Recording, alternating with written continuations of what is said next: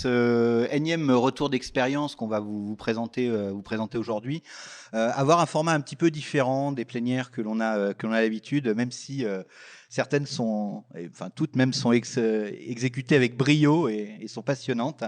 On a souhaité vous proposer une table ronde autour des problématiques de service au public, d'action publique et de l'importance de la data et de la bonne connaissance du territoire dans l'amélioration justement des actions et des services au public.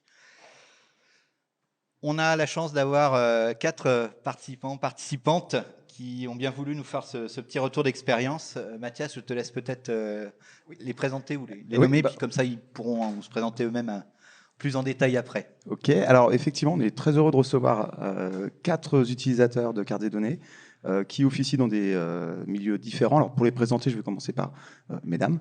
On a donc Sourour Benaj Youssef qui travaille au sein de l'OPCO2I en tant que data analyst. Voilà. On a également Mathilde Belgoder du CRCDC Nouvelle-Aquitaine, donc centre de recherche, centre régional de coordination et de dépistage des cancers. Merci. Monsieur Charles Hubens de la mission locale de la Saintonge et Monsieur Philippe Bettman de la Banque Postale. On va vous faire passer les micros pour que vous puissiez vous présenter. On garde le même ordre. Sourour, tu commences. De gauche à droite, peu importe. Voilà. Le but, c'est de présenter très rapidement qui vous êtes, votre métier et votre structure et votre rôle au sein de la structure. Ça marche. Donc, bonjour à tous. Donc, comme a dit Mathias, je m'appelle Sourour Benaj Youssef. Je suis data analyst chez OPCO2I. Donc, OPCO2I, c'est un organisme paritaire agréé par l'État et on est chargé d'accompagner la formation professionnelle. Donc, on va accompagner nos entreprises et nos 32 branches professionnelles dans leurs projets de recrutement et de formation. Et aussi, on finance et facilite en tout cas l'apprentissage et la professionnalisation des jeunes. Et on leur propose des certifications pour une meilleure et rapide insertion dans le marché du travail. Donc moi, je suis data analyst, comme je disais. Du coup, je m'occupe de toute la partie data. Donc la collecte, l'analyse des données, la gestion, la structuration des bases de données. Donc bonjour à tous, je m'appelle Mathilde Belgoder et donc je suis biostatisticienne attachée de recherche clinique au CRCDC donc de Nouvelle-Aquitaine. CRCDC donc c'est Centre régional de coordination des dépistages des cancers.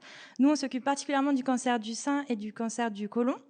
Et en fait, le but de notre structure, c'est dans un premier temps justement d'inviter et de relancer les personnes à se faire dépister, de suivre justement les potentielles évolutions médicales qui vont suivre à ce dépistage, et aussi donc de promouvoir ce dépistage dans les départements via des actions qu'on organise justement avec différents acteurs locaux pour chaque département. Moi, ma mission, en fait, en ce moment, j'ai été recrutée dans le cadre de la régionalisation de ce centre de dépistage, parce qu'avant, les centres de dépistage étaient départementaux. Là, maintenant, c'est géré par donc la région.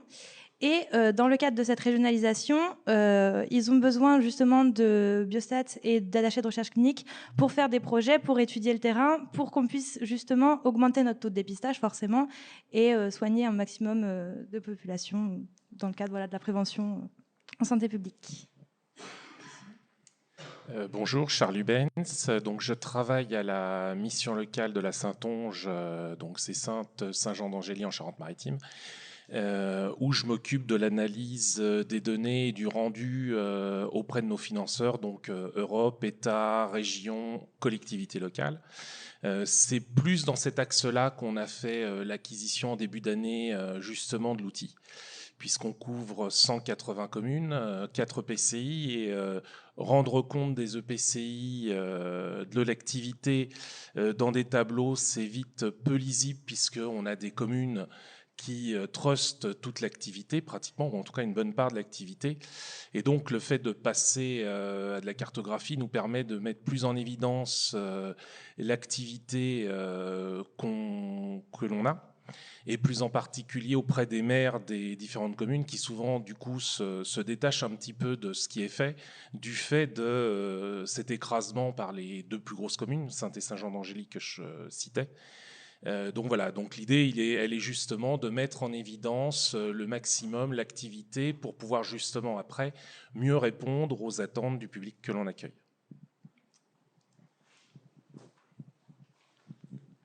Merci. Donc Philippe Batman, je travaille moi à la direction des études de la Banque Postale. Donc la direction des études, en fait, ses missions, c'est de faire de l'analyse des études, enfin des publications, des études, alors tant sous format papier qu'en forme dématérialisée, à destination des collectivités, c'est-à-dire les communes, les intercommunalités, hein, donc les EPCI, les départements, les régions, enfin un peu tout le monde, un peu toutes ces structures publiques. Et on travaille donc énormément en fait avec les différentes associations d'élus. Et en fait, le but, c'est vraiment de réussir à communiquer et à diffuser de l'information très comptable, enfin donc les situations financières des collectivités, et de vulgariser en fait en quelque sorte cette information. Voilà. Merci beaucoup. Est-ce que vous pouvez nous en dire un petit peu plus sur le type d'analyse que vous réalisez, le type de cartographie et les destinataires? Voilà. Quels sont les indicateurs, par exemple, qui vous sont demandés, les données que vous êtes amené à cartographier? Alors, ouais, deux possibilités. Ou bien je montre directement l'exemple. Je vais vous montrer, c'est plus simple. C'est possible aussi, avec plaisir. Alors en fait, juste pour positionner, parce que vous n'êtes peut-être pas des habitués des collectivités, une collectivité, contrairement à une entreprise, n'a pas des comptes. Enfin, elle a des comptes, mais elle n'a pas de chéquier, elle n'a pas de carte bancaire, elle ne fait pas d'opération. C'est-à-dire, en fait, elle donne des ordres, qui sont des ordres de paiement ou des ordres d'encaissement, et ces ordres sont traités par le Trésor public. Donc derrière, en fait, ça veut dire que toutes les opérations qui sont imputées en débit ou en crédit des comptes passent par le Trésor public. Donc du coup, on récupère, en fait, il y a sur l'open data, donc sur data.gouv.fr, il y a l'ensemble des détails de toutes les collectivités sur toutes les imputations comptables.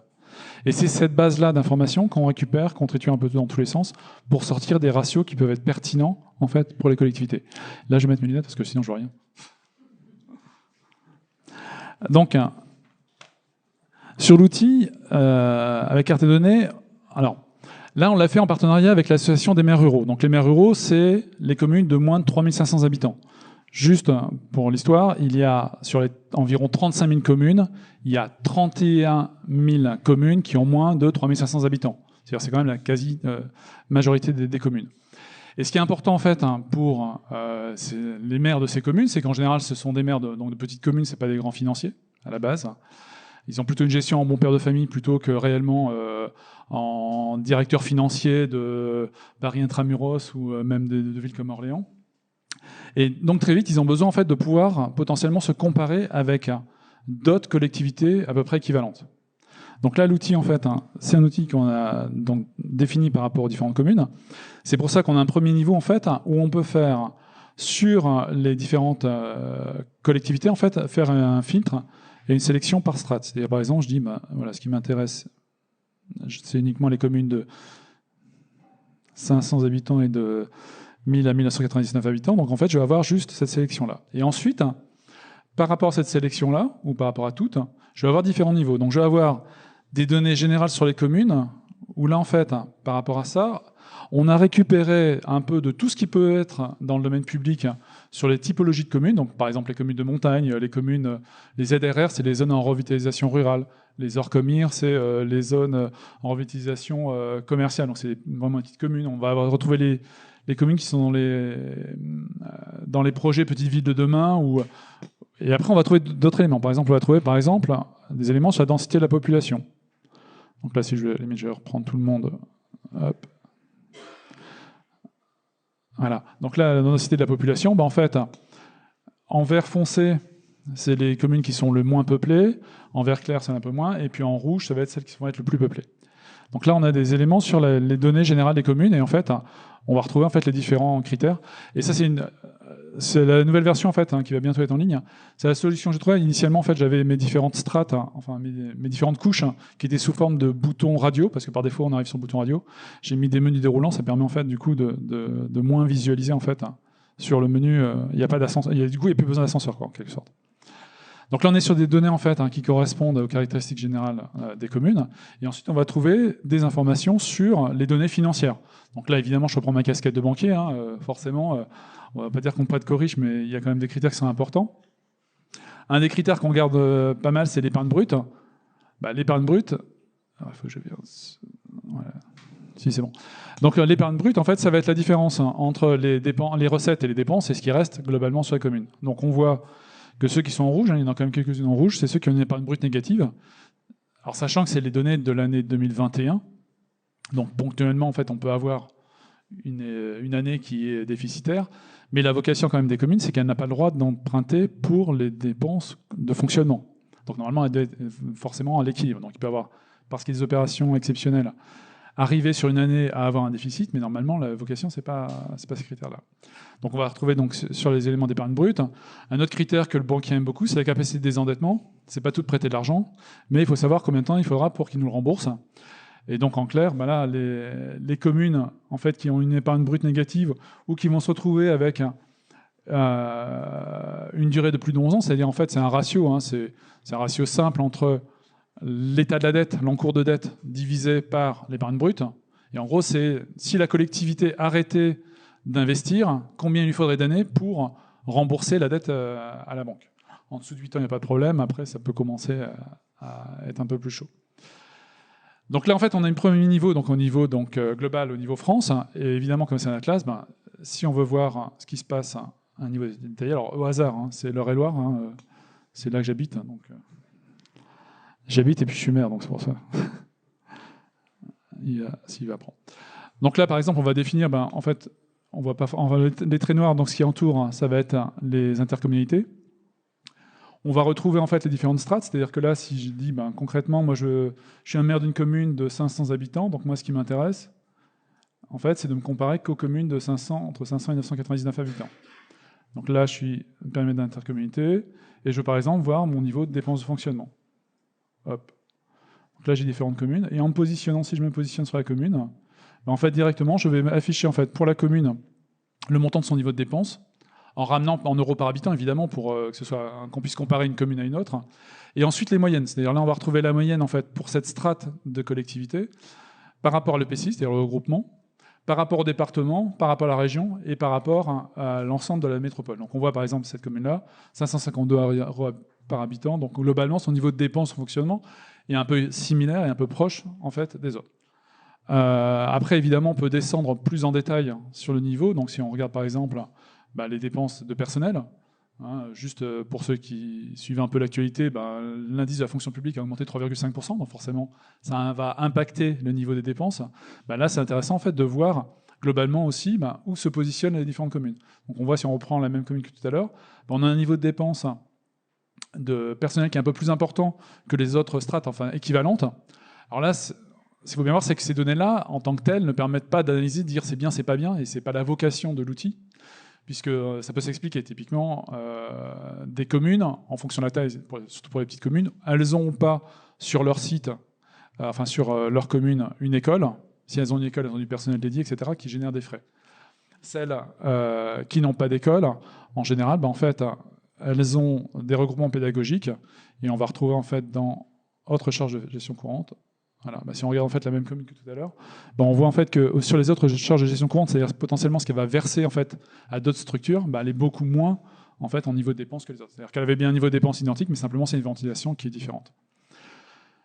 Donc là en fait tous ces critères-là, donc ici on est défini en fait avec des fenêtres en survol en fait, qui permettent d'avoir des comparaisons. Mais on a aussi par exemple, alors le grand sujet quand même des collectivités, c'est les dotations. Hein, c'est une des principales recettes de l'État. Et ce qu'il faut voir, c'est que donc sur le précédent gouvernement, donc l'époque, donc avant Macron, il y a eu une baisse en fait des dotations sur 2017 et 2018. Et par contre, depuis 2019, on a une stabilité des dotations de fonctionnement, mais en fait pas forcément pour tout le monde. C'est-à-dire que là, si on reprend, désolé, je reprends une parce que je vois rien. Je vais reprendre tout le monde. Hop. Et si je prends... Hop, pardon. Voilà. Si on fait l'évolution entre donc, 2017 et 2022, eh bien, on remarque qu'en fonction des communes, il y a des communes qui ont été gagnantes et des communes qui ont été perdantes. C'est-à-dire que globalement, en effet, il n'y a pas eu de baisse. L'État a toujours versé la même chose, mais au niveau national. Donc s'il a versé plus à certains, il a dû piquer à d'autres. Et donc, là aussi, ben, en fait, on a... Avec un système de survol, en fait, là, j'ai présenté en fait, une courbe d'évolution en fait, de la DGF justement sur les périodes donc de 2017 à 2022. Donc, comme ça, bah, chaque élu qui avait un doute qu'en effet il avait eu des baisses de dotation pourra le voir de façon très simple. Voilà. Donc l'idée c'était vraiment en fait de développer en fait un outil où les personnes, enfin où les maires en fait autrement pouvaient avoir cette information-là, mais devaient aller chercher des informations de façon détaillée, devaient analyser. C'était parfois un peu compliqué pour se comparer, et là ils l'ont de façon complètement interactive. Voilà. Merci beaucoup.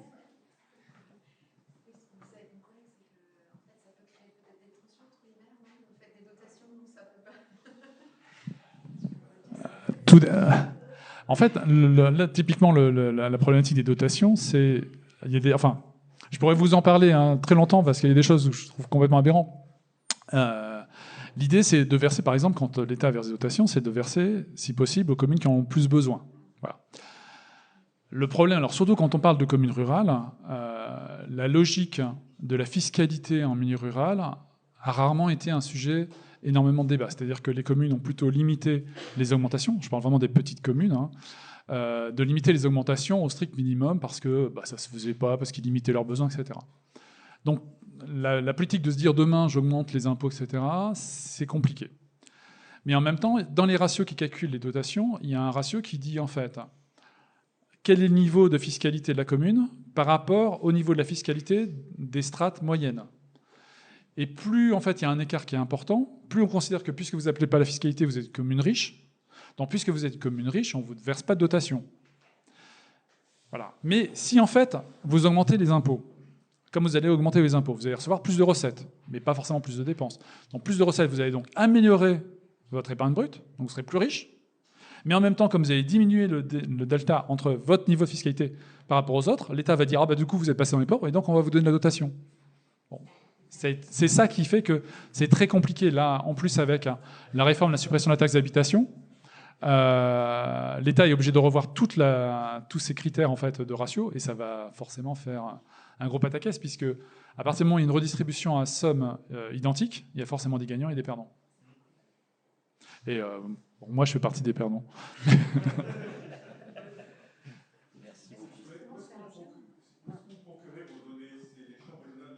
Non, c'est sur l'open data, sur data.gouv.fr, sur les balances comptables.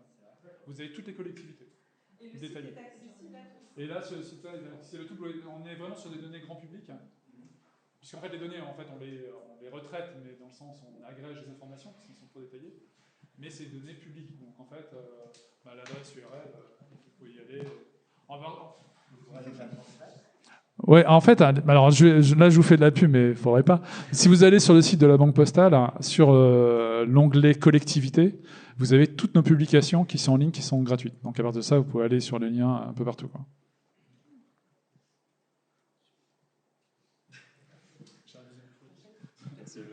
Mais j'enchaîne.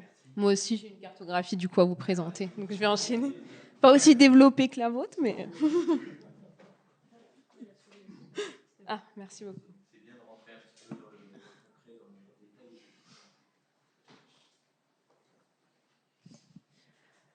Donc moi, je vais vous présenter la cartographie réalisée sous Arctic Platform. Le but en fait de cet atlas, c'est vraiment d'identifier très rapidement l'ensemble de nos établissements pour nos collaborateurs en interne. Donc ici, vous avez l'ensemble de nos établissements. Chaque point représente un établissement et la bulle est proportionnelle à l'effectif salarié de l'établissement. Donc ici, c'est ce qu'on appelle l'interindustrie, parce que vous avez l'ensemble de nos établissements, tout simplement. Par exemple, si je vais cliquer sur n'importe quel point, je vais savoir du coup sa raison sociale. Donc ici, c'est Manitou BF, sa commune, donc dans Ancenis-Saint-Girillon. Je ne sais pas si ça se prononce comme ça, excusez-moi. Sa branche professionnelle, donc c'est un établissement qui appartient à la branche métallurgie. Comme je disais tout à l'heure, nous, on a 32 branches professionnelles et chacune des branches a sa spécificité. Ensuite, on a son secteur d'activité qui correspond au code 9. Et bien sûr, son effectif salarié selon le répertoire Sirène et selon la base URSSAF lorsque nous l'avons. Ensuite, il est possible, du coup, comme je disais, de sélectionner une branche professionnelle. Par exemple, je vais prendre n'importe laquelle, la chimie. Pour voir comment elle se répartit au niveau du coup national. On peut voir que les établissements sont très concentrés en Île-de-France, en Hauts-de-France, on a aussi en Auvergne-Rhône-Alpes. Vous allez reconnaître vite fait quelques établissements, notamment en Île-de-France, vous allez aller sur L'Oréal, Air Product, Air Liquide, donc c'est des boîtes normalement que vous connaissez. Et par exemple, si je compare avec une autre branche professionnelle qui est l'industrie et services nautiques, et ben là, ils sont très concentrés sur le littoral atlantique. 2/3 de nos établissements sont concentrés sur le littoral atlantique dans cette branche. Donc, comme je disais, chacune a ses spécificités. Hop. Oui, c'est grâce à Arctic, tout à fait.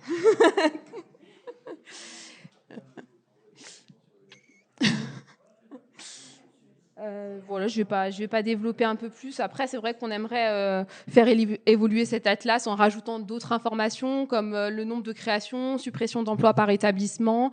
Et on aimerait aussi cartographier l'offre de formation. En tout cas, c'est en cours. Les mouvements des entreprises, peut-être aussi? Également, tout à fait. Merci. Ça sera bientôt possible. J'espère que c'est pour bientôt. Et à côté, c'est vrai qu'on mène aussi des études régionales pour bien analyser, en tout cas, les besoins des compétences des entreprises. Ça veut dire des questions. Je ne sais pas si vous avez des questions.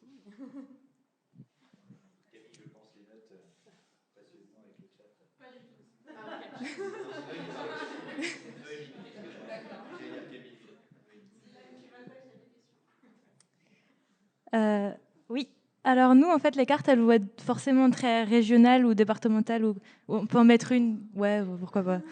Alors, surtout en ce moment, nos cartes, elles sont principalement quand même pour la presse, parce que l'idée, c'est surtout de transmettre nos résultats, justement, que ce soit les taux de participation, les taux d'activité des sites.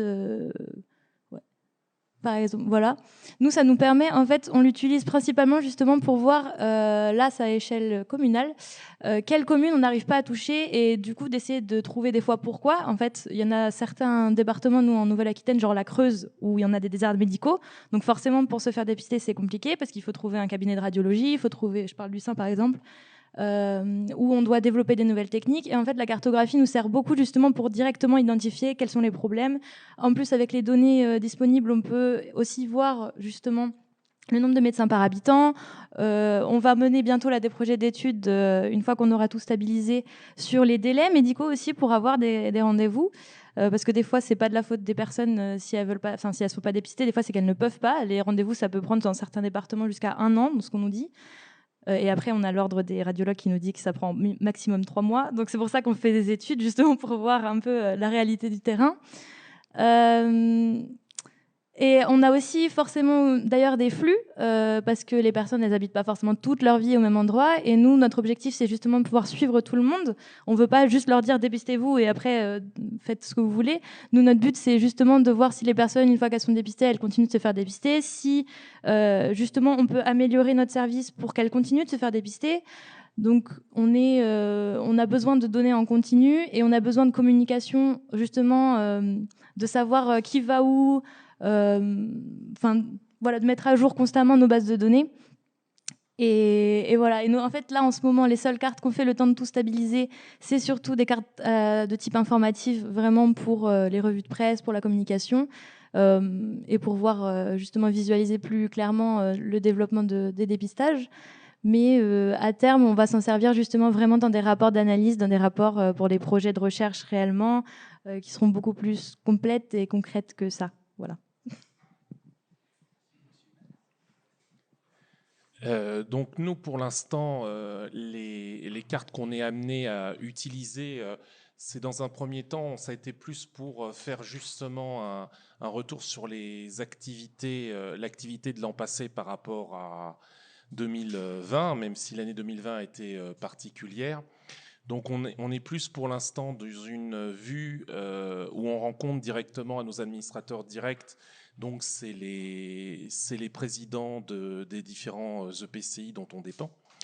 Donc on leur montre les évolutions de territoires sur les 4 territoires qu'on couvre et la répartition entre les jeunes que l'on suit donc depuis plusieurs années et les primo-accueillants que l'on accueille chaque année. Donc c'est ça pour l'instant qu'on a mis en exergue. Dans un deuxième temps, on va aller rencontrer chaque EPCI pour montrer en détail au niveau de chaque commune comment ça se passe, pour justement pouvoir être au plus près, au plus au contact des différents maires. Et le travail là qu'on va commencer en interne, autant on accompagne les jeunes, autant on est aussi en relation avec les entreprises du territoire, puisque on fait partie des structures qui peuvent faire des stages en entreprise. Et donc, on a toute une manne par rapport à ça. Et donc, le principe, là, il est de recouper sur nos territoires les entreprises que l'on touche par secteur d'activité pour justement pouvoir amener l'information auprès des jeunes qu'on accueille, puisque très souvent, il y a un écart entre ce qu'ils connaissent, la réalité du terrain, ce que nous, on connaît. Donc, l'idée, il est de recouper l'ensemble de ces informations. Et là aussi, le fait d'avoir entendu ce matin qu'on pouvait avoir par rapport à ce qui était présenté, les entreprises qui peuvent se présenter puis qui peuvent arriver ou partir sur un territoire, c'est assez intéressant aussi, puisque la région et Nouvelle-Aquitaine, enfin toutes les régions, ont pour compétence la formation professionnelle, nous demandent régulièrement quels sont les besoins par rapport au territoire. Alors sur les entreprises qui sont sur place, qu'on connaît, c'est assez facile, puisque là on peut se rapprocher d'elles, mais après par rapport à celles qui peuvent potentiellement partir ou celles qui vont arriver, on peut difficilement anticiper, et on a un problème de connaissance, et on a un problème de présenter ces métiers aux jeunes, voire de pouvoir anticiper d'avoir des jeunes formés, jeunes ou moins jeunes, hein, parce qu'après on travaille aussi avec Pôle emploi, sur ces différents métiers. Donc voilà un petit peu vers quoi nous on s'oriente pour essayer d'être le plus réactif sur nos territoires pour répondre à la commande publique. Merci beaucoup. Alors, au vu de vos métiers, vous êtes tous les quatre, j'allais dire, extrêmement versés dans les données et extrêmement familiers des données. Est-ce que, je pense qu'on n'a pas, vos structures n'ont pas attendu forcément la cartographie pour retransmettre de l'information et, j'allais dire, la partager avec les destinataires, les bénéficiaires. Est-ce que la cartographie, le fait de les représenter visuellement, c'est quelque chose que vous faites depuis longtemps? Est-ce que c'est quelque chose de récent? Et est-ce que ça a changé quelque chose finalement vis-à-vis dans vos relations avec les destinataires de vos études? Alors nous, ça a changé deux choses. Alors j'avais déjà utilisé la version gratuite de Carte et Données il y a quelques années pour qu'on puisse faire des cartes assez simples de représentation du territoire. Et là, ça nous a permis deux choses depuis le début d'année. Primo, de voir tout de suite là où on n'accueillait pas de jeunes. Donc après, avec l'avantage de pouvoir recouper avec les données de l'INSEE, on a pu voir en effet qu'il y avait un travail à mener, puisque entre autres, une des commandes qu'on a des services de l'État, c'est d'accompagner les invisibles. Alors, en gros, pour faire simple, c'est plutôt de repérer les jeunes qui sortent des radars, c'est-à-dire qu'ils sont décrocheurs scolaires ou ils sortent du système scolaire, puis à un moment, il n'y a plus personne qui les accompagne, puisqu'ils ne sont pas invisibles, bien évidemment. Donc ça, cette première chose-là, et puis en même temps, de pouvoir présenter aux élus locaux véritablement les territoires, parce qu'on se retrouvait, une des communautés de communes, qui est la communauté de communes des Vals de Saintonge, il y a plus de 100 communes, donc sur un tableau, c'est imbuvable, c'est illisible. Donc là, c'était entre autres l'intérêt de pouvoir mettre en avant chaque maire pouvant repérer beaucoup plus facilement sa collectivité. C'était quoi la question exactement?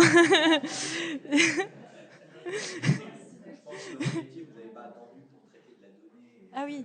Est-ce que le fait de la cartographie, ça a changé quelque chose? Ou est-ce que c'était une demande que vous avez depuis longtemps, par exemple, et qui n'était pas encore couverte?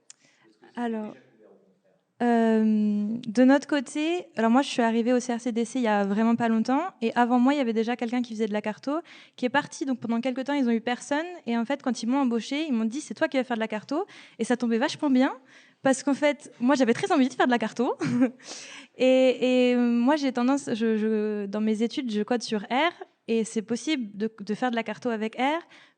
Il y a des tutos sur internet, hein, mais c'est quand même pas... Enfin, voilà. Du coup, moi, quand on m'a dit, mais on a un logiciel qui est fait exprès et on va te former dessus, moi, j'étais super contente. Et en plus, j'ai vu le logiciel, j'ai fait, ah, mais c'est vachement mieux que devoir tout retaper là sur R. Et Donc, en fait, je ne saurais pas si pour l'entreprise, ça a changé parce qu'ils avaient déjà eux avant. C'est sûr et certain que, par contre, pour notre service com, c'est essentiel. Parce que toute l'information, si on donnait des tableaux aux revues de presse pour donner justement les taux de participation, etc., ça, visuellement, ça n'indique rien. Enfin, alors qu'avec une carte avec des couleurs et tout de suite, l'information, on regarde le département qui nous intéresse ou la région qui nous intéresse, tout de suite, ça saute au visage. Et en fait, je sais que oui, c'est essentiel pour notre service communication, toute l'année, tout le temps. Donc, ouais, oui. Moi, c'est un peu comme Mathilde, en fait. J'avais jamais fait de cartographie avant. Moi, ça fait 3 ans que je suis chez l'OPCO2I. On est une jeune structure. En fait, on a été créé dans le cadre de la loi pour choisir son avenir professionnel, du coup, en septembre 2018. Donc, voilà, première cartographie. Et c'est vrai que c'était un besoin, en tout cas, exprimé par nos conseillers de formation en région, qui, eux, ont vraiment besoin de connaître nos entreprises, où sont-elles, dans quelles communes, pour aller les voir et pour aller leur proposer, en tout cas, une offre de services adaptée à leurs besoins et aux besoins du territoire. Voilà, là, c'était vraiment une demande descendante. Tout à fait, exactement. Il y avait déjà de la cartographie en place avant ou pas du tout? Pas à ma connaissance, vraiment, c'est pas à ma connaissance. Exactement, tout à fait. Juste pour compléter les propos de Sourure, son collègue, monsieur Fabien Brabra, était utilisateur de carte des données, connaissait déjà l'outil et a vu. Tout à fait. Et a pu constater les apports de la cartographie dans ses études. Alors, dans le cas de nos études sur les collectivités, quand on parle de collectivité, on parle de territoire, ça paraît assez logique quand même de représenter par une carte. Surtout qu'en fait, très vite, on est chaque commune en fait a ses spécificités. On va se retrouver avec les communes du montagne, les communes de littoral, enfin toutes ces spécificités. Quand on regarde autrement, quand on sort des études avec des montants globaux, des moyennes, en fait, on va dire, c'est d'ailleurs les communications quand on regarde l'État. Globalement, les communes ont augmenté leur épargne brute de X%. Mais ça ne veut rien dire, en fait. À cause de ça, il y en a qui ont très bien progressé, d'autres qui n'ont pas du tout progressé. Et la seule façon de pouvoir visualiser et se rendre compte, justement, ces disparités, c'est avec l'outil Carto. Donc, c'est vrai que nous, ça fait quand même pas mal de temps au niveau de la Banque Postale qu'on utilise des outils Carto. Alors, au départ, pourquoi Arctic? Parce qu'en fait, on est Banque Postale, on est groupe La Poste. Et donc, c'était La Poste qui avait l'outil d'Arctic version bureautique, en fait, pour faire des cartos, mais plus dans une logique, en fait, un peu marketing, en fait, définition des points de rencontre, enfin, orienté marketing, commercial, enfin, etc. Donc, nous, c'était utiliser cet outil-là. Et c'est vrai que c'est quand on a voulu, en fait, essayer d'aller un peu plus loin, donc principalement avec la MRF, sur ces cartos-là, où on a voulu faire de l'interactif, où on s'est dit, voilà, il y a l'outil qui a l'air de correspondre vraiment à ce qu'on attend. Et du coup, on sort régulièrement des cartes. C'est-à-dire que, je ne vais pas dire tous les mois, mais on cherche, si on a une thématique, à chaque fois, on cherche à publier là, du coup, des articles sur des thématiques et on va sortir en fait, une carto qui va permettre d'appuyer en fait, ce qu'on va dire. Donc, style le revenu mensuel par habitant, vous voyez les énormes disparités sur tous les différents critères, quoi.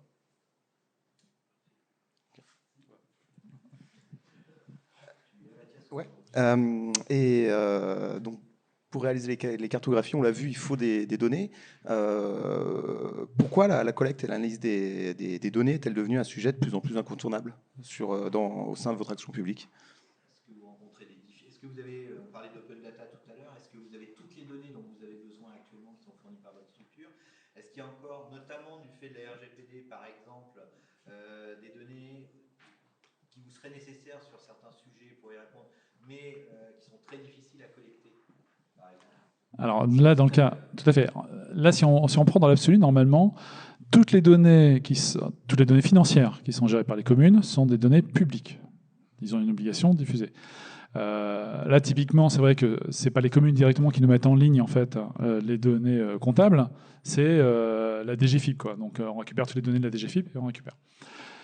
Typiquement, quand on regarde là sur la partie fiscalité, très vite. Donc là, la DGCL dit, oui, mais secret stat, on ne peut pas donner des informations qui permettent d'identifier la personne.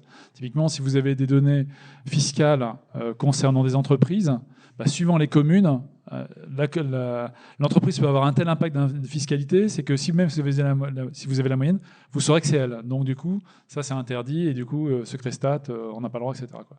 Et c'est vrai qu'on a un certain nombre d'informations qu'on n'a pas forcément, qu'on n'a pas accès, ou alors il faut vraiment batailler pour les avoir, ou qu'on a tardivement, quoi. Mais on a quand même plus facilement qu'avant. Quand même, il y a quand même un gros progrès, ça va quand même plutôt dans le bon sens. C'est vrai que je rejoins aussi vos propos. On n'a pas forcément l'ensemble des données, notamment les données en fait détaillées. On ne peut pas les avoir dans la stat publique, notamment on se heurte en tout cas au secret statistique, notamment pour les toutes petites branches professionnelles, par exemple sur les caractéristiques des salariés, sur leur type de contrat, etc. On n'arrive pas à les avoir, et c'est vrai que c'est une demande généralement qu'on fait souvent à l'État pour libérer ces données-là. Notamment qu'on ait des acteurs en fait qui sont assez assermentés dans le traitement des données et dans le but en fait d'améliorer tout simplement le service public. C'est un peu bizarre finalement. Exactement, tout à fait. Nous, nos données, fatalement, elles sont super personnelles et confidentielles, parce que c'est vraiment, on gère toutes les données qui nous sont d'ailleurs fournies par la Caisse d'assurance maladie, si je dis pas de bêtises, parce que tous les dépistages sont remboursés en fait par la Sécu, donc c'est eux qui nous donnent justement toutes les personnes. Ils font eux, je crois, d'abord un premier tri, parce qu'on n'a pas besoin de tout le monde. Il y a par exemple les dépistages du sein et du côlon, ça concerne que, j'en profite pour faire de la pub d'ailleurs, dépistez-vous si vous êtes dedans. Pour le sein et le côlon, c'est toutes les personnes entre 50 et 75 ans qui n'ont pas. Il y a beaucoup de. Il y a des sites pour vous savoir si vous êtes dans le dépistage ou pas, d'ailleurs, hein, qui n'ont pas d'antécédents. Enfin, il y a beaucoup de causes d'exclusion quand même. Des fois, on n'a pas besoin de se faire dépister. Et donc, toutes ces personnes nous sont envoyées régulièrement par la Caisse d'assurance maladie. Et le problème, c'est que la Caisse d'assurance maladie, c'est quand même pas non plus. Ils ont les données qu'ils ont, quoi, les données qu'on leur donne. Et ça arrive que du coup, on n'ait pas les données, par exemple, nous, donc on envoie des invitations, c'est forcément via l'adresse postale. Des fois, on n'a pas la bonne adresse, donc les courriers nous sont renvoyés. Pour avoir l'adresse, on ne va pas commencer à démarcher tout le monde, parce que là, surtout maintenant que c'est régional, on ne peut pas appeler toute la région pour savoir où est-ce qu'ils sont, où êtes-vous passés. Surtout qu'en plus, on s'introduit dans la vie des personnes, parce que c'est vraiment leur santé. Donc c'est assez, on va dire, sensible comme données. Après, ça c'est que pour les invitations. Après, pour le suivi, nous on veut suivre donc les personnes une fois qu'elles se sont fait dépister. Nous on envoie les réponses pour dire est-ce que le test est positif, négatif. Et derrière, si elles se font suivre, on veut justement savoir ça. Mais ça arrive que les personnes ne veulent pas qu'on sache qu'elles soient suivies. Ça arrive que les médecins ne veulent pas qu'on sache que leur patient a été suivi, etc. Donc on a ce genre de problème là. Après, c'est normal, c'est du choix de chacun. Tout le monde est libre d'ailleurs de s'il veut sortir de nos fichiers, il nous passe un coup de fil et ils sont sortis. Il n'y a aucun problème. S'ils veulent pas qu'on ait leurs données, on les a pas.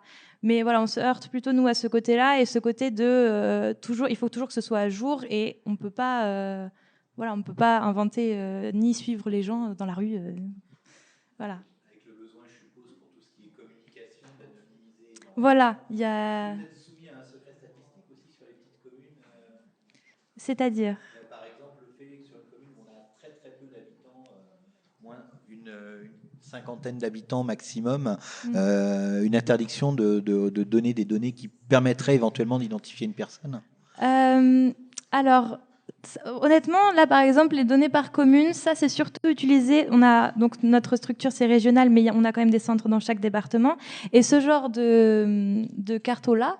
Déjà là, finalement, pour distinguer la commune, c'est compliqué. Pour savoir quel est vraiment le pourcentage, là, il y a justement, c'est que le pourcentage, il n'y a pas le nombre de personnes concernées. Finalement, on ne sait pas les communes, combien il y a de personnes dedans. On met très rarement cette information-là, déjà parce qu'elle n'est pas forcément pertinente. Enfin, ça dépend ce qu'on cherche toujours. Peut-être pas exhaustif, comme vous disiez. Voilà. Avant. Mais en fait, on se heurte pas à ce problème-là parce qu'on n'a jamais de communication aussi précise à faire à l'extérieur. Si on en a, c'est vraiment qu'en interne. Et en interne, on a tous le secret médical. Voilà, le secret. Voilà. Très bien. Merci. Monsieur Hubens. Alors nous, c'est vrai qu'on produit beaucoup de données puisque du moment qu'on accueille le public, on récupère un certain nombre d'informations. Donc de ce côté-là, on n'est pas particulièrement embêté. On a un problème par rapport au public qu'on accueille sur une chose, c'est-à-dire que tant qu'ils ont besoin d'un service, d'un accompagnement, on a de l'information. Une fois qu'on répond à leur attente, très souvent, il n'y en a pas nécessairement de retour parce qu'ils considèrent qu'ils n'ont plus nécessairement besoin du service d'accompagnement, ce qui est tant mieux pour eux, mais ce qui peut nous poser des soucis par rapport au rendre compte que l'on a à faire auprès des services de l'État, entre autres. Et après, éventuellement, l'autre problème qu'on peut être amené à rencontrer, c'est plus sur les données de contexte. Où on peut être embêté sur des typologies qui ne sont pas les mêmes que les nôtres parce que ça n'a pas été défini comme ça par les services de l'État ou de notre outil. Par exemple, on est toujours sur l'ancienne nomenclature des diplômes et pas sur la nouvelle européenne. Donc ça pose quelques soucis quand on doit faire des tableaux, des graphes ou leur transcrire au niveau de la cartographie. Donc voilà, c'est plus ce type de problème-là qu'on va rencontrer. Très bien, merci. Donc vous avez pour l'instant chacune produit des analyses, des supercartes, des atlas, comme on a vu, qui permettent déjà de communiquer sur votre activité. Est-ce que on vous demande toujours les mêmes choses ou est-ce qu'il y a une tendance justement à l'augmentation des indicateurs à produire et des données à produire et à représenter, à analyser de votre côté? Est-ce que voilà, il y a un socle de base ou est-ce que depuis quelques années, comme on a de plus en plus de données à disposition, notamment dans l'open data, est-ce qu'il y a une tendance à l'augmentation ou au contraire, Alors, non? De la part de nos élus locaux, pas particulièrement. Où ils vont vouloir une focale un petit peu sur leur commune ou sur le PCI. Après, c'est plus au niveau des services de l'État où on va avoir des déclinaisons, alors par typologie de territoire, ZRR, zone quartier prioritaire, des choses comme ça, où on va pouvoir des fois arriver à des tableaux avec 200 items différents qui sont très difficilement exploitables. Et d'ailleurs, généralement, on analyse une dizaine d'indicateurs parce que les déclinaisons de déclinaisons présentent pas nécessairement un intérêt ou sont pas nécessairement parlants. On est sur 430 structures au niveau national qui ont des tailles très différentes, puisque Paris, c'est une mission locale.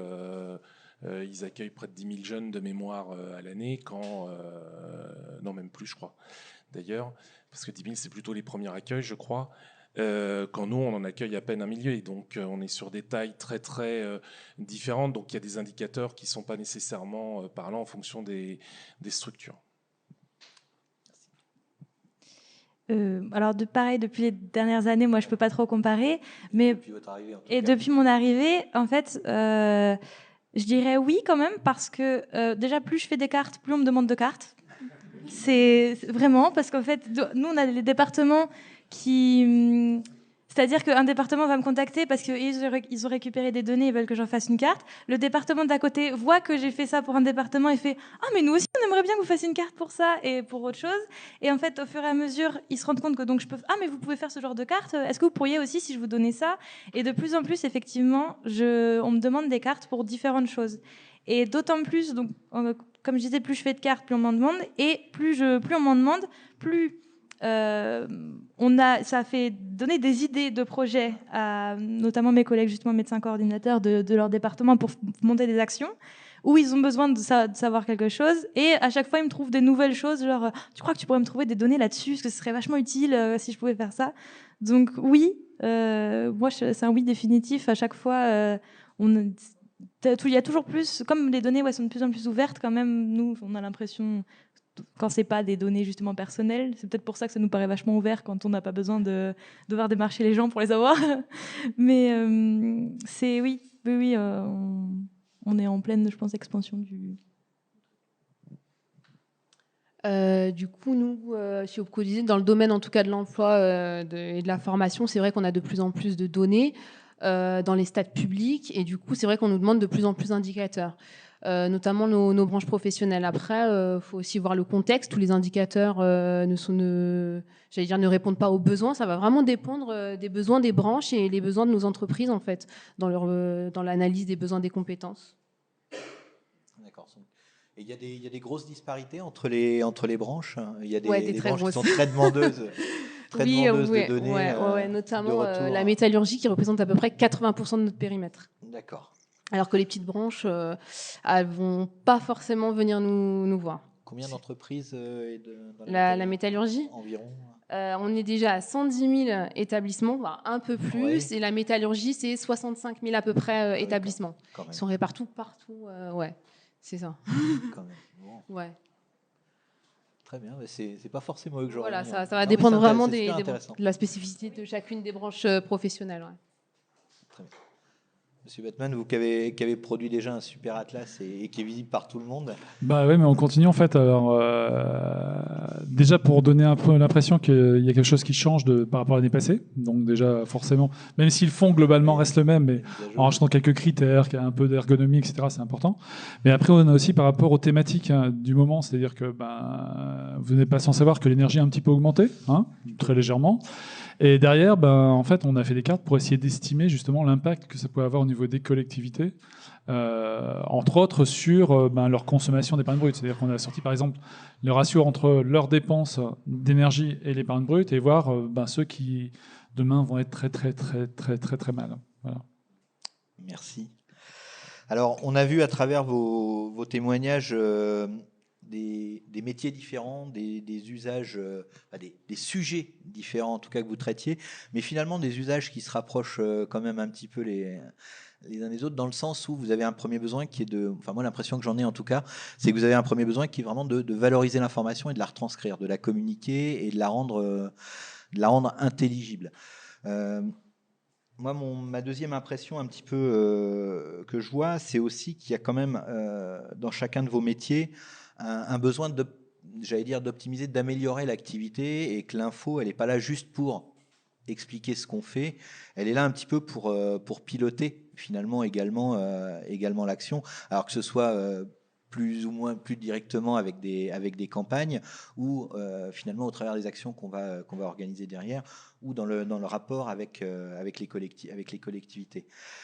Mathias, toi qui a une vision plus globale du secteur, puisque c'est ton secteur chez Arctic. Mes secteurs, du coup. Mais tes secteurs, oui, pardon, au sens, je pensais secteur public et action publique en général.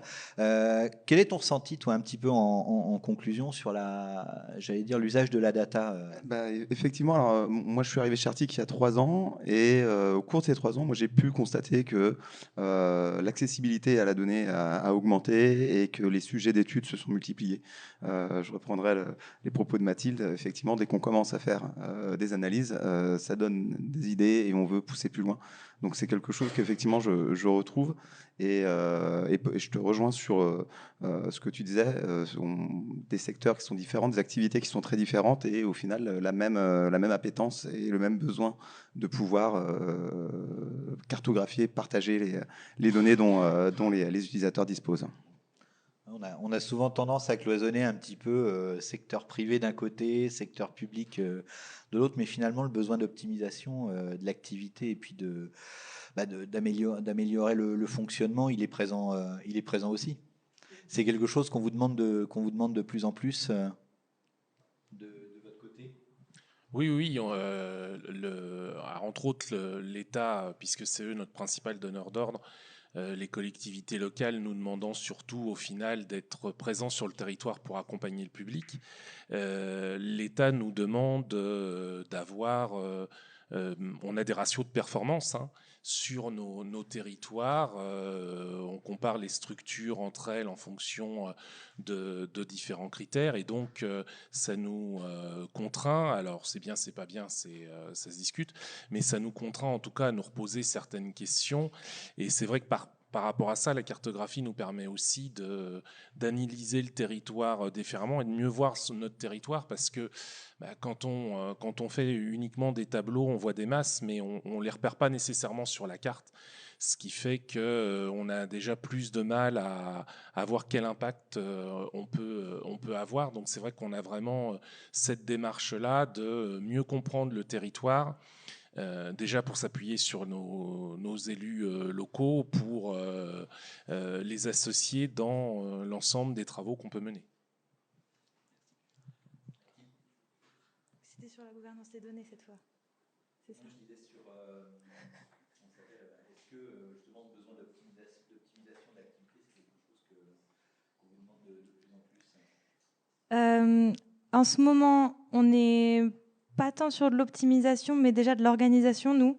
C'est surtout ça, en fait, parce que notre gros projet en ce moment, c'est de... Donc avant, quand on était par département, chaque département avait sa propre base de données, que ce soit sa base de données concernant les bénéficiaires du dépistage, mais la base de données des médecins. Le problème, c'est que, comme je disais, les patients, ils vont pas toujours dans leur département. Donc on a des patients qui se sont retrouvés et dans la base d'un département et dans l'autre. Et comme là, on est en train de tout régionaliser, on doit tout regrouper sur une seule base. Et ça donne forcément beaucoup de gestion à faire, beaucoup de tri, de vérification. Mais ça donne aussi forcément des cartes justement qui se rapprochent plus de la réalité. Donc effectivement, il y a ce côté optimisation, mais pour l'instant, nous, l'important, c'est vraiment l'organisation. Voilà, la structure. Alors nous, côté Opcodesi, c'est plutôt la gouvernance des données qui est vraiment primordiale chez nous, parce qu'elle va nous permettre de traiter de gros, ou en tout cas de gros volumes de données, et notamment quand c'est des sources qui sont très diverses, c'est un peu compliqué à gérer. Nous aussi, on est constitué de 12 délégations régionales, et donc chacune avait sa propre base de données. Donc là aussi, on a centralisé. Donc c'est vrai que le temps qu'on joigne toutes les bases de données ensemble, ensuite il faut les traiter, vérifier la qualité, la cohérence des données. Donc vraiment, on va se concentrer là-dessus d'abord, et puis après on verra pour l'optimisation. Il y a un vrai sujet, en tout cas autour de la rationalisation des données. Tout à fait, exactement, ouais. Exactement. Et puis après, avec la cartographie aussi, ça nous permet aussi de voir plus facilement, je trouve, les incohérences dans les données. Oui, c'est ça. Oui, donc nous, c'est pareil. Enfin, en termes d'optimisation de données, c'est vraiment par rapport à notre relation qu'on a avec l'association d'élus, en fait, hein, où chacun va aller défendre un peu sa vision vis-à-vis de l'État en disant c'est cette typologie-là de commune qui est un peu plus défavorisée que les autres, forcément, puisqu'ils cherchent chacun à négocier au mieux. Et donc, c'est vraiment dans ces démarches-là. Donc, l'avantage, c'est que nous, on a cette vision en fait, de neutralité. C'est quand même important. On a déjà fait des études en fait, avec certaines associations d'élus où ça leur plaisait pas trop en fait potentiellement ce qu'on sortait parce qu'en fait on les mettait pas suffisamment en fait montrant que c'était défavorisé quoi parce que c'était pas le cas mais en fait on a cette neutralité tant avec les associations d'élus qu'avec les services de l'État, que ce soit la DGFiP ou les commissaires aux comptes ou autres, où nos travaux sont reconnus par l'ensemble de ces structures là quoi, donc et cette neutralité.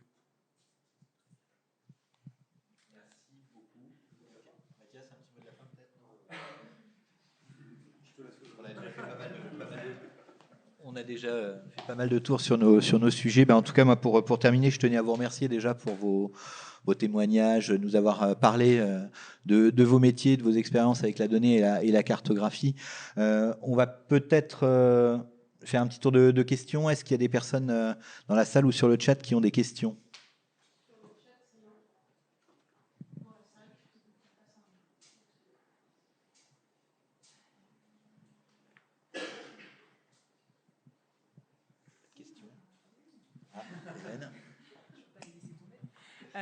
Là, dans ce qu'on a vu, il y a M. Batman qui diffuse un atlas grand public, donc diffusé sur des sites internet.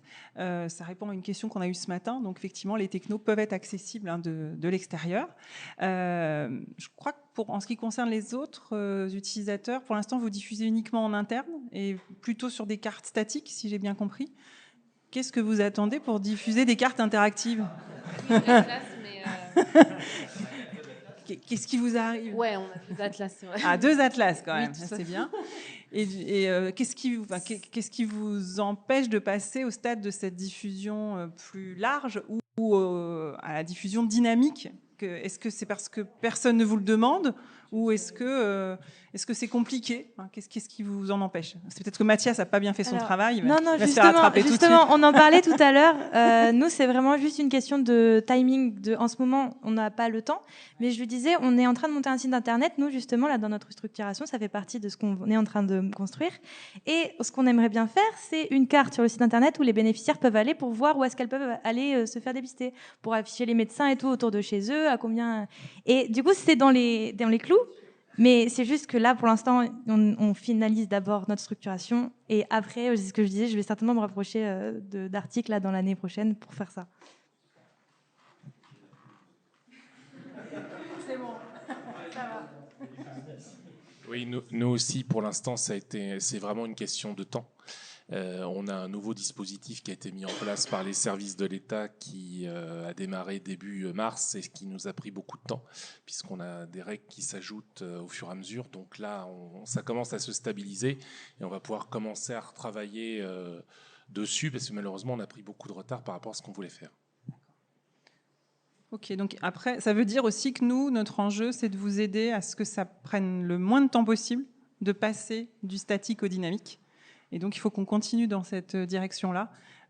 Et c'est un challenge pour nous parce qu'effectivement, on est très respectueux de vos contraintes en termes de temps et de ressources disponibles.